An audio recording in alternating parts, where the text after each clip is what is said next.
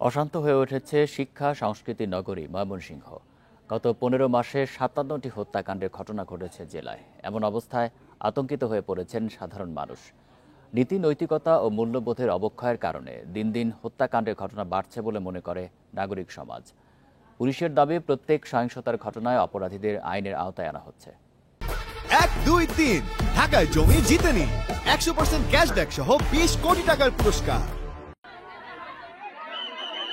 গত মঙ্গলবার রাতে তুচ্ছ ঘটনার জেরে ময়মনসিংহের কলেজ রোড এলাকায় দুর্বৃত্তদের ছুরিকাঘাতে নিহত হন কমিউনিটি সেন্টারের কর্মী মোহাম্মদ সামির। সামিরকে হারিয়ে এখন নির্বাক স্বজনরা। আমার জামাই দিব না, বিচার চাই আমি। আমার জামাই ফেরত দিব না, বিচার চাই আমি। গত সপ্তাহে নান্দাইল, ঈশ্বরগঞ্জ ও গৌরীপুরে আরো 3টি হত্যার ঘটনা ঘটে। এসবও ঘটেছে তুচ্ছ কারণে।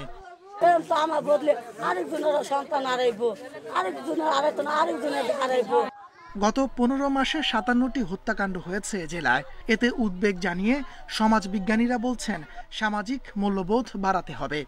আকাশ সংস্কৃতির প্রভাব, নীতি নৈতিকতা, মূল্যবোধহীনতা, এই সমস্ত কারণ রয়েছে। তারপরে অসৎসঙ্গ একটা বড় ব্যাপার, মিডিয়া, তারপরে সামাজিক যোগাযোগ মাধ্যম, এই সমস্ত বিষয় দ্বারা প্রভাবিত হয়ে আমাদের সমাজে অনেকে অপরাধমূলক কর্মকাণ্ডগুলো সংগঠিত করছে। পুলিশ বলছে, প্রত্যেকটি ঘটনার প্রকৃত অপরাধীদের আইনের আওতায় আনা হচ্ছে।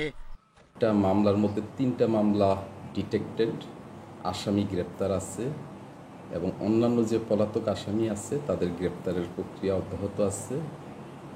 নান্দাইলে সংঘটিত একটা হত্যাকাণ্ডের ঘটনায় আমরা ক্রাইম সিন আমাদের ঘটনাস্থলে গেছে।